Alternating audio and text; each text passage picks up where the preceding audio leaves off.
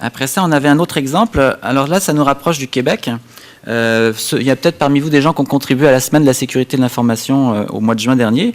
Et à cette occasion-là, on avait déjà en projet de monter le blog de l'ISIC, pour l'ISIC, pour l'Institut de la sécurité de l'information du Québec. Mais là, du coup, ça a été embarqué dans cette grosse patente qui était la semaine de l'information.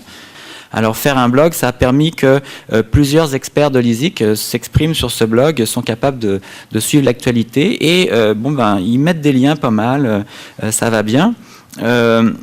C'est un relatif succès à date, au bout de 6 mois, mais je sais que le problème, c'est que c'est une petite équipe, l'ISIC, puis trouver le temps d'écrire des billets, surtout quand c'est pas nécessairement votre métier, parce que vous êtes expert en sécurité de l'information et pas nécessairement expert en rédaction.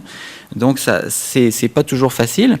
Et c'est sûr que nous, au départ, enfin, je dis nous, transparence oblige, c'est que j'étais impliqué dans ce blog-là, dans le conseil sur ce blog-là. C'est un peu de ta faute. Hein. Non, pas du tout. C'est interdit de dire ça en public. Mais non, mais c'est ça, c'est que l'idée de départ, avant que la semaine rentre là-dedans, c'était d'en faire vraiment un blog avec tous les partenaires de l'ISIC. Il était question de faire un blog vraiment collectif, à la grandeur des institutions québécoises, qui représentent à la fois les grandes entreprises, les institutions gouvernementales et les PME, pour parler de ce projet-là. Alors pour l'instant, ça c'est pas... manifester, mais je pense que si on voulait dynamiser ce blog-là, c'est ça, il faudrait l'ouvrir à des experts communicateurs, des grandes entreprises, des PME, du gouvernement, des universités. Pourquoi pas aller jusqu'à l'ouvrir aux citoyens, hein? Pourquoi pas se dire, après tout, l'ISIC, c'est une gogosse gouvernementale québécoise, mais c'est au service des citoyens, mais plutôt que de dire, on va se mettre nous au service, on va se mettre nous, avec notre aura, nos connaissances au service des citoyens, pourquoi on n'irait pas chercher la connaissance des meilleurs, des plus pertinents des citoyens qui ont aussi des choses à donner dans ce blog, quitte à en garder le contrôle, quitte à encadrer l'information. Aussi, pourquoi pas réaliser des entrevues. Alors, vous savez qu'il y a eu, pendant la semaine de la sécurité de l'information, il y a eu 3 vidéos qui ont été publiées. Ça a été un carton, ça, sur YouTube et compagnie, sur Espace Canaux. Et donc, il serait possible aussi d'aller faire des petites entrevues, des choses comme ça en vidéo, pour donner aux jeunes l'envie de s'approprier ces choses-là de façon plus dynamique. Aussi, par exemple, il y a beaucoup de guides de sécurité sur le site de l'ISIC. Pourquoi ne pas créer des tutoriels animés en Flash qui permettent, par exemple, de prendre le contrôle d'un logiciel de sécurité, donc de voir comment ça marche à l'écran, etc., etc. On retourne à Facebook. Donc, comme on vous disait, il y a un Canadien sur 4. Rappelez-moi, qui est sur Facebook, là ? Levez la main, faut pas avoir honte. Hein. Je suis aussi. Ok. Il se trouve que Denis Coderre n'a pas de blog. Il n'a pas de blog, c'est pas de sa faute. Non, il n'a pas de blog, mais il a une stratégie. Il n'a pas le temps d'avoir un blog, je crois. Non, il a une stratégie quand même de communication très Web 2, parce qu'il n'y a pas que les blogs. Il est sur Facebook, il a une page sur Facebook, et il donne de l'information sur Facebook. Il a combien d'amis, je crois ? 1619 hier, en tout cas. Alors vas-y, s'il en a un peu plus, là, cette nuit, il a gagné quelques amis ? Attends, c'est 30. Pour ceux qui sont sur Facebook, ils comprennent, quoi. Le nombre d'amis, c'est très important. Il y a un vrai challenge. Moi, avec ma blonde, là, on se tient à 10 amis. Là. Attends, il faudrait que j'aille. C'est terrible. Non, tout ça pour dire, il a 1600 amis.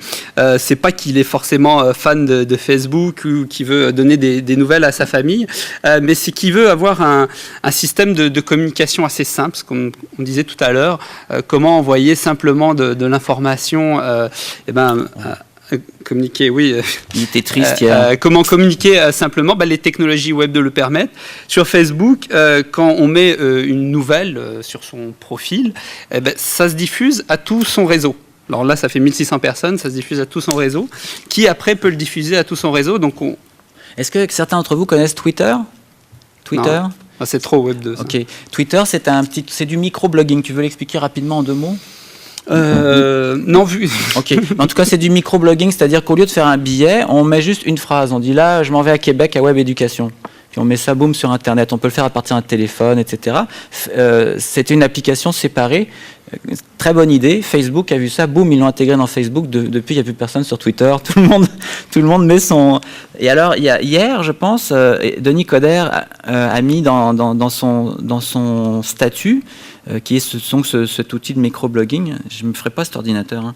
Il a mis hier... Vous voyez, je ne sais pas si vous le voyez en haut, mais Denis is preparing another big surprise. Il prépare encore une autre grosse surprise. On ne sait pas ce que c'est.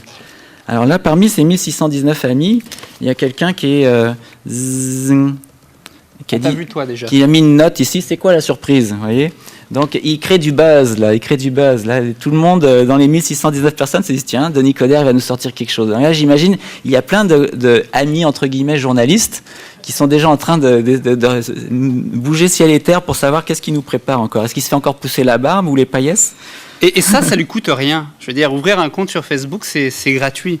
Tout ce que ça lui coûte, et encore on sait même pas. Et ça prend pas beaucoup de temps. On sait même pas honnêtement si c'est lui qui l'anime. Je pense que oui, parce que ça a l'air assez personnel, puis parce qu'il n'a pas répondu à mon message. Ouais, il se débrouille bien. Là, on voit que la photo, pour ceux qui connaissent, elle a été apprise à tout le monde en parle. Ouais. C'est vrai qu'il est habitué des médias de la communication, mais c'est vrai que ça lui coûte rien. Ça lui prend changer son profil, à mettre qu'il est en train de préparer une surprise. Ça lui a pris 5 minutes dans la journée pour mettre ça.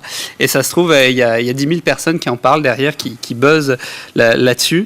Puis vous voyez, il met même des photos, il met des choses qui n'ont rien à voir. Il parle des fois de trucs de voyage, il parle de culture, de spectacles qu'il a vus, et aussi il parle de politique en passant. Mais avant tout, il se présente comme un être humain, et il nous montre qu'il est une personne accessible, même s'il n'a pas répondu à mon message. Je voulais l'interviewer pour qu'il nous parle de ça, mais bon. Alors il se donne une image cool, puis moi personnellement, bon, Denis Coderre, je le connais pas, puis je suis pas, je veux dire, j'ai pas d'opinion là-dessus, mais je veux dire, il est plus sympathique pour moi depuis que je le vois sur Facebook. C'est bête, mais il y a un petit côté comme ça. Donc pour un politicien, c'est bon, mais j'imagine que dans d'autres, en tout cas, c'est une manière d'utiliser le Web 2. Bah, comme ce matin, on disait qu'il y a... Ça, c'est pas Web 2, par exemple. Excusez-nous. Comme ce matin, on disait, il y a un groupe qui s'est créé des salariés qui travaillent au gouvernement. Il pourrait y avoir un groupe pour la sécurité routière qui pourrait s'ouvrir très facilement. Ça coûterait rien. Et puis, des questions qui pourraient être lancées. À votre avis, qu'est-ce qu'on pourrait faire pour améliorer la sécurité routière? Est-ce que vous pensez que 0,5 g, c'est trop, c'est pas assez pour limiter pour l'alcool? Et ça pourrait... Et vous toucheriez les jeunes, là, ouais. Je vous dis pas. Là, des cibles non, mais c'est vrai que les jeunes, c'est les plus difficiles à atteindre, mais il n'y a pas que des jeunes quand même. Non, il n'y a pas que des jeunes. La moyenne, on en est la preuve. La moyenne d'âge, d'après les statistiques, c'est 34 ans sur Facebook.